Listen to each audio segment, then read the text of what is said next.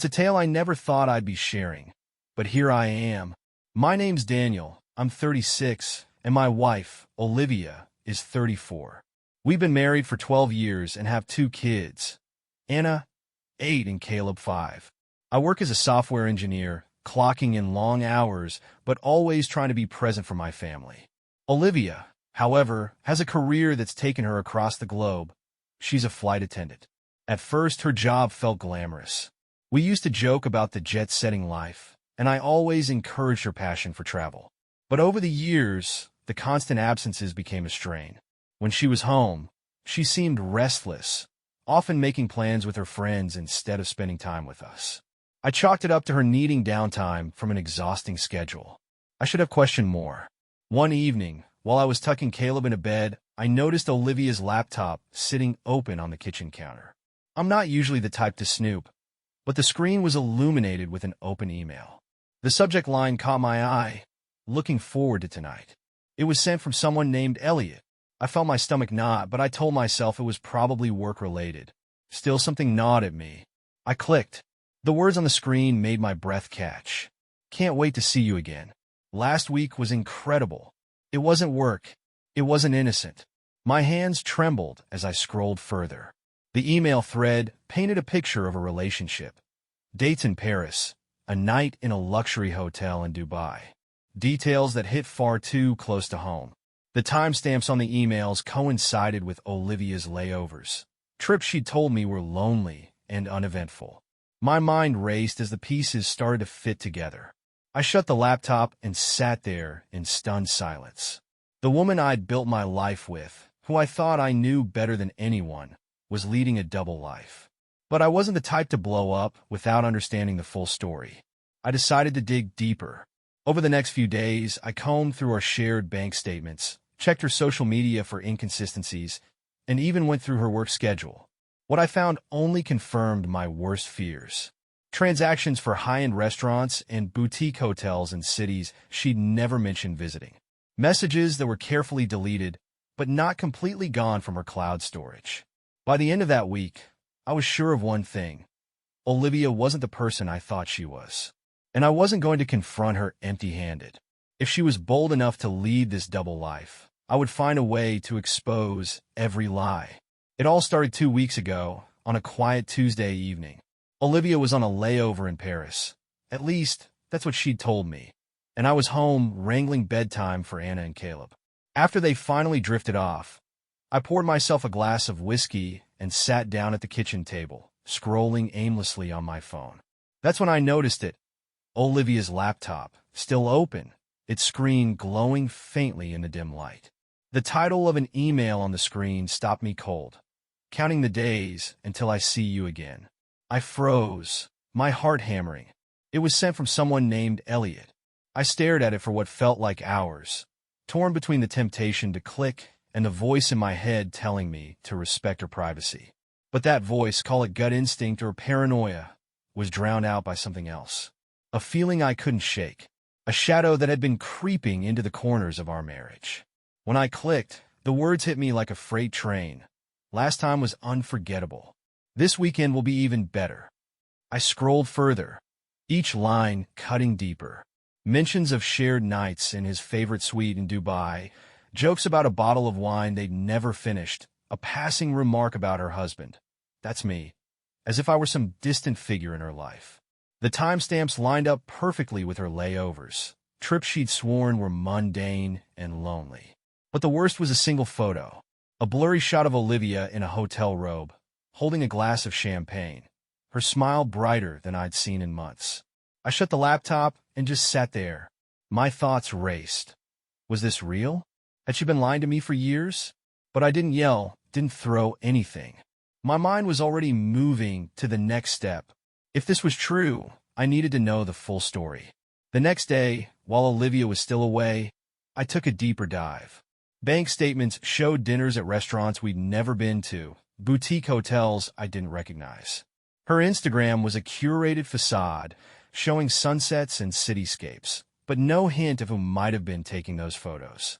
I even checked the GPS in her car, and there it was, a pattern of stops at places she had no reason to visit, all while claiming she was with friends. The more I uncovered, the darker the picture became. But one thing didn't add up: a payment for a storage unit on the other side of town, something she'd never mentioned. Why would she need a storage unit? My curiosity burned as I drove there the next day. I stood outside, staring at the padlock on Unit 112, my mind racing with possibilities. What was she hiding? I didn't have the key, but I didn't need one.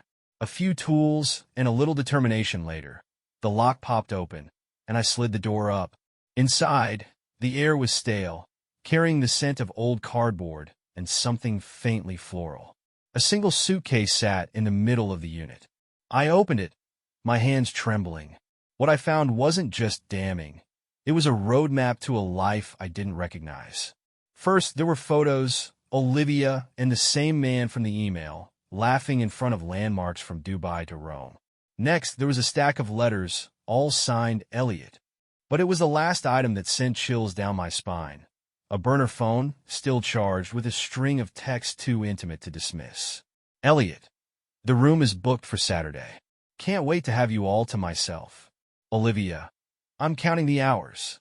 I felt like I was living in someone else's nightmare. But instead of confronting her, I made a choice: to wait, to watch, and to plan my next move. This wasn't just about infidelity. It felt bigger, darker. And I wasn't going to walk into it blind. Not until I understood what kind of double life my wife was living, and why. I drove home in a daze, the burner phone tucked in my jacket pocket like a live grenade. My mind raced with questions. Who is Elliot? How long has this been going on? And why the hell does she need a secret storage unit for this? Back at the house, I waited for Olivia to return from her Paris trip, or wherever she really was. I was tempted to confront her immediately, but something stopped me. There was a bigger picture I wasn't seeing yet, and I needed more information. That night, unable to sleep, I powered on the burner phone. The texts didn't just paint a picture. They wove a tapestry of betrayal and secrecy. They mentioned rendezvous, coded locations, and phrases like keeping things quiet. But one text, buried in a thread from 3 weeks ago, sent chills down my spine. Elliot, I can't risk him finding out about the agreement. If he does, it'll ruin everything. What agreement? I tried to keep my breathing steady as I sifted through the phone, looking for more clues. That's when I found an email draft in the Notes app. It wasn't addressed to Elliot. It was addressed to me. Daniel, there's so much I need to explain, but I don't know where to start. You don't understand what's at stake. The draft ended there, like she'd abandoned it mid-thought. What didn't I understand? What was at stake? The next morning, Olivia walked through the door, suitcase in hand, her face lit up with that same dazzling smile that had drawn me to her a decade ago. It made me sick, but I forced myself to act normal, to wait for her to slip up. She hugged me, kissed my cheek, and told me about her Paris layover, complete with anecdotes about difficult passengers and turbulence. I played along, asking innocuous questions, hoping she'd give me something, anything. But she didn't. She was as composed as ever. Too composed. That night, while she showered, I logged into the burner phone again and sent a single text to Elliot, pretending to be Olivia. We need to meet. Tomorrow. Usual spot. His reply came within minutes. Same time. My heart raced as I typed back, yes. The following evening, I sat in my car outside a cafe on the edge of town, the usual spot according to their messages. I had no idea what I was walking into, but I couldn't back out now. A part of me hoped I wouldn't recognize Elliot, that he'd be some faceless figure who would validate the simple story of an affair. But when a man in a crisp suit stepped out of a silver Audi, I froze. I knew him. Elliot wasn't just some fling. He was Olivia's former manager, a senior executive she'd worked under years ago before switching airlines. I'd met him once at a holiday party, where he'd shaken my hand and told me how lucky I was to have someone like Olivia. Now, watching him check his watch and scan the cafe, I realized there was far more to this than a tawdry affair.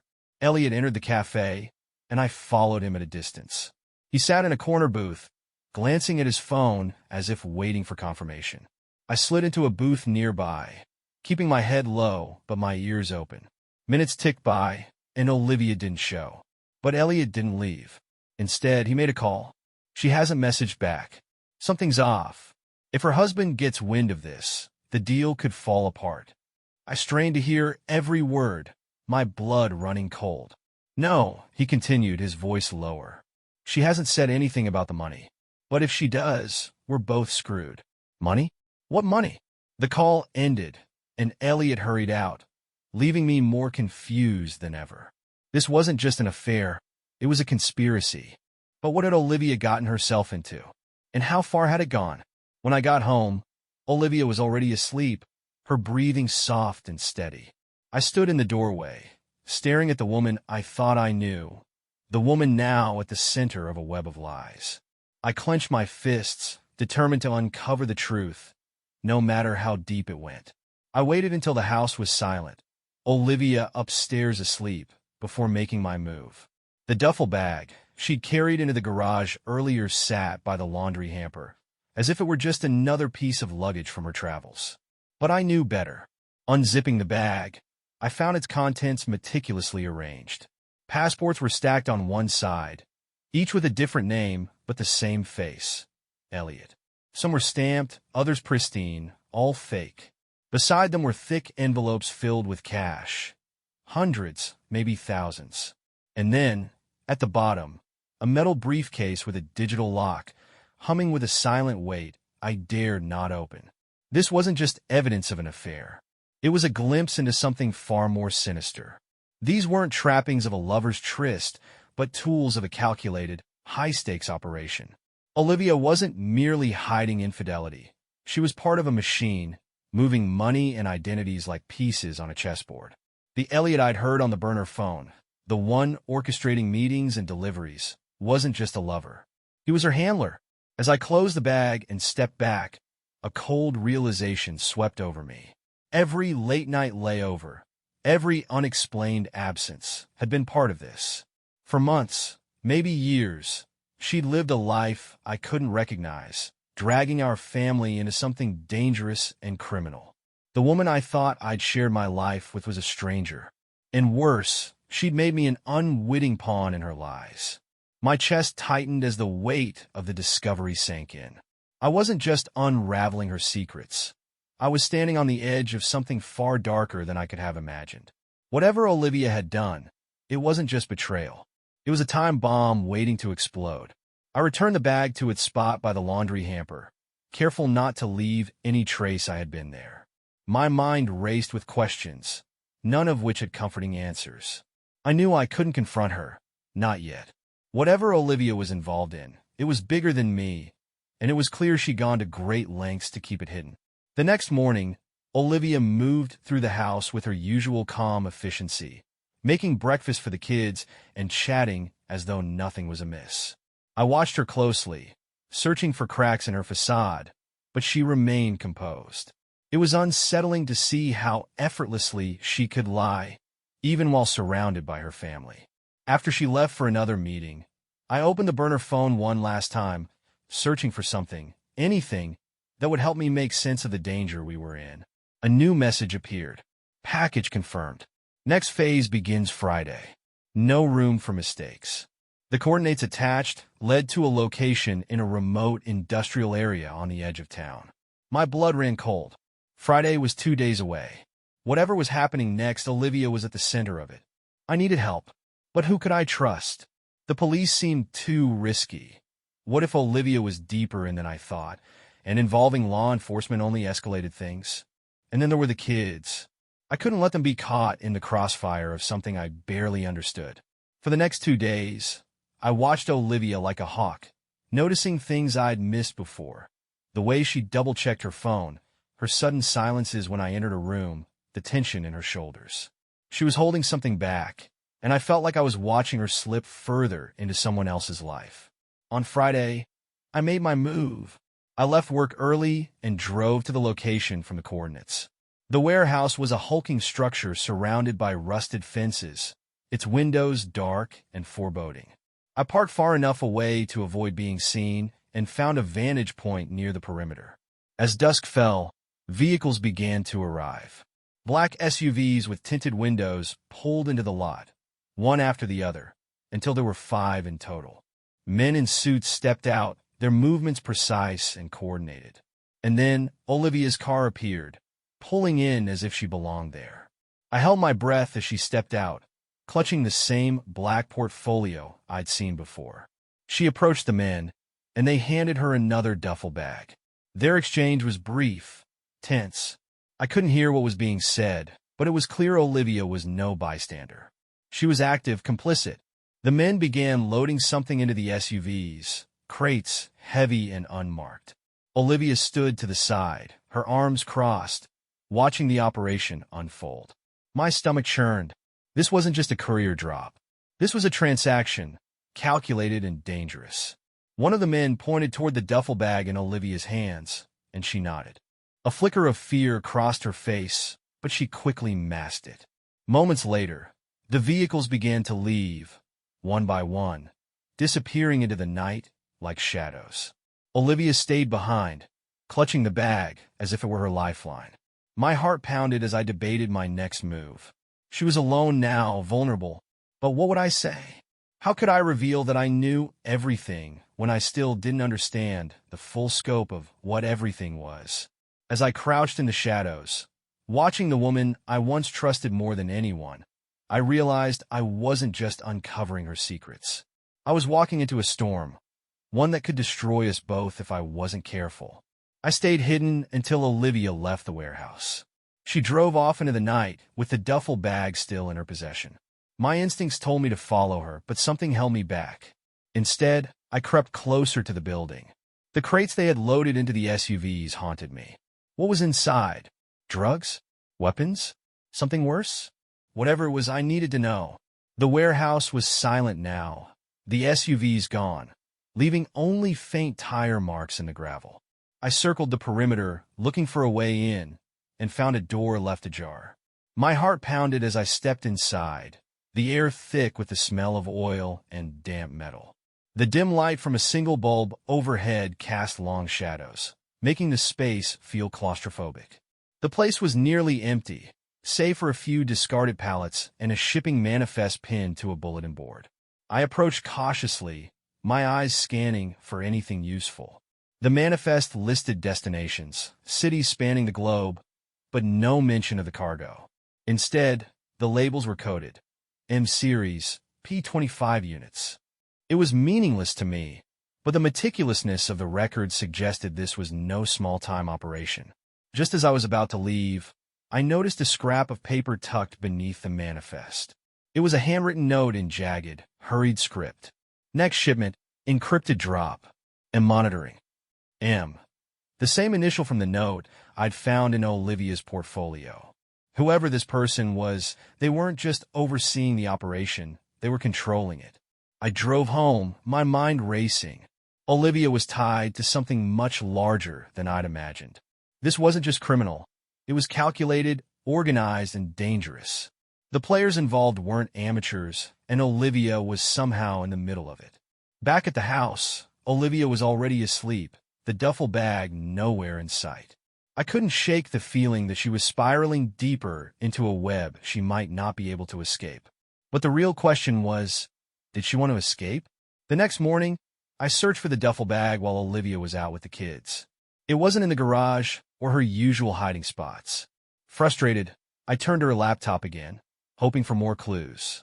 That's when I found it, a folder buried deep in her files, labeled with an innocuous name. Receipts. Inside were scanned documents, lists of transfers, and more coded destinations. But there was one document that stopped me cold, a financial ledger. It detailed payments to someone with the initials DL, a name I didn't recognize, but the amounts were staggering. At the bottom of the ledger, a final entry stood out. Balance cleared. Final stage, Zurich. Zurich. It wasn't just a destination. It was her next trip, scheduled in 2 days. My pulse quickened as the pieces fell into place. Olivia wasn't just running errands for this shadowy network. She was about to complete something monumental, and I had no idea what it would cost her, or us. When she returned that evening, I watched her carefully. She moved through the house with the ease of someone carrying no burden, but I knew better now. Every smile, every touch, felt calculated, like she was trying to maintain a facade. Did she know I was onto her?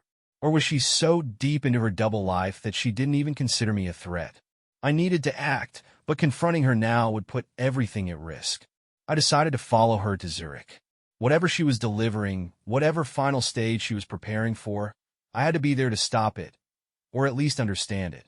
As I lay awake that night, staring at the ceiling, I realized how far I'd fallen into this abyss. This wasn't just about betrayal anymore. This was about survival. Olivia had dragged us into something I couldn't walk away from. And if I didn't play my cards right, I might not walk away at all. I booked a ticket to Zurich under the guise of a last-minute business trip, leaving a day after Olivia's scheduled flight. My plan was to shadow her, observe her movements, and uncover whatever final stage this operation entailed. The stakes were high, but I couldn't let her drag me, or the kids, any further into this darkness. The flight felt endless, my mind racing with possibilities. Every glance at the strangers around me set my nerves on edge, as though anyone could be part of this web Olivia had spun herself into. When we landed, I bypassed the usual distractions of travel and focused on the task ahead. Olivia was staying at a high-end hotel in the heart of Zurich, a place I'd found listed in her travel records. I checked into a modest hotel nearby and began my vigil. I waited outside the entrance of her hotel for hours, until finally, I spotted her stepping out. She wasn't alone. A tall, broad-shouldered man in a dark coat walked beside her, carrying the same black portfolio I'd seen her with before. They spoke briefly, their expressions tight and businesslike, before he handed her a sleek black case, similar to the one I'd found in the duffel bag. She nodded and hailed a cab, the man vanishing into the busy street behind her. I followed at a safe distance, my heart hammering as her cab wound through the narrow, cobblestone streets of Zurich. It stopped outside a sleek office building with mirrored windows that reflected the bustling city back at itself. Olivia stepped out, clutching the case tightly, and disappeared inside. I waited outside, scanning the building for clues. Its nameplate bore the logo of a private investment firm. Innocuous at first glance, but something about it felt off. I noticed no one entered or exited the building without scanning a badge. Security cameras dotted the perimeter, their lenses following every move. After an hour, Olivia emerged, her face pale and her step hurried. The black case was gone. She climbed into another cab, and I followed her again, this time to a cafe on the outskirts of town. She sat by the window, sipping coffee while scrolling through her phone. The nervous energy she exuded was palpable, even from my vantage point across the street.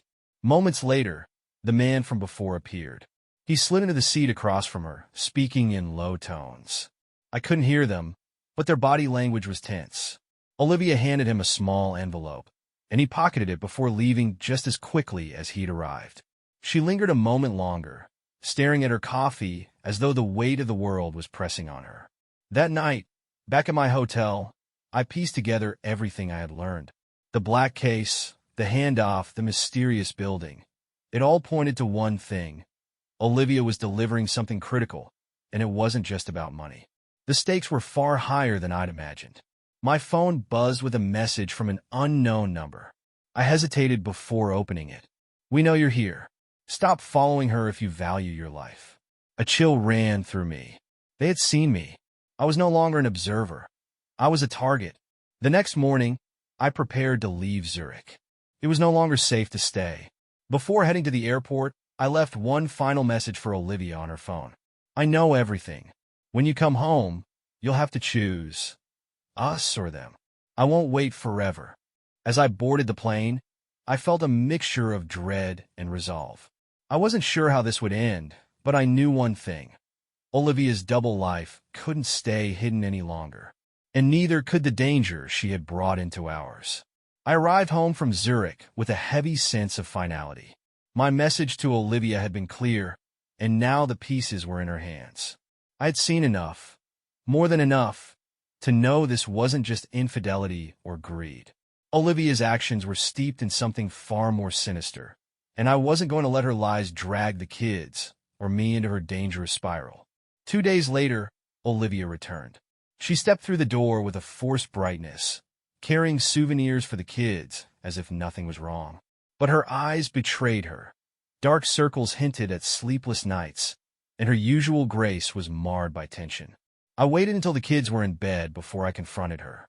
I laid everything out: the burner phone, the storage unit, the passports, the warehouse in Zurich. She sat in stunned silence, her face pale, as I unraveled the web of her deceit. When I finished, she didn't deny it.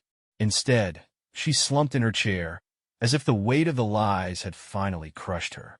She began to talk, hesitant at first, then faster as the dam of secrecy broke. It had started innocently, or so she claimed. Elliot had approached her shortly after she became a flight attendant, offering her a lucrative side job that played into her travel schedule. The tasks were small at first, transporting documents, facilitating discreet transactions. But as the years went on, the stakes grew higher. She became entangled in a network that trafficked identities, laundered money, and orchestrated deals for powerful players who remained in the shadows. Olivia claimed she wanted to stop, but feared the consequences. Elliot had warned her that leaving wasn't an option. They had leverage, details of her involvement that could ruin her life and land her in prison. She had been trapped, she said, but to me it felt like an excuse. Somewhere along the way, she had chosen this life, despite the risks to her family. Then came the final betrayal, her lies about the kids. Olivia admitted that the Zurich delivery wasn't just about money. It was about solidifying her exit. She had negotiated a deal with the network to ensure her safety, one that involved leaving the country permanently. But in doing so, she had planned to take Anna and Caleb with her, using forged documents to create new identities for them abroad. My stomach churned at the thought. The rage boiled over. She wasn't just running from her choices. She was willing to rip our family apart to cover her tracks. I told her I would protect the kids, no matter what it took. Her face twisted in panic, but she said nothing. She must have known her game was over. That night, I contacted my lawyer. I laid everything bare, presenting the evidence I had gathered: her secret accounts, her aliases, the burner phone, and her involvement with Elliot's network. The lawyer assured me that the evidence, coupled with Olivia's abandonment plans, would make it impossible for her to gain custody of the children. I felt a glimmer of hope amidst the chaos. Olivia's unraveling began quickly. The network must have sensed the walls closing in because Elliot's name surfaced in an international investigation just days later. Olivia became a loose end.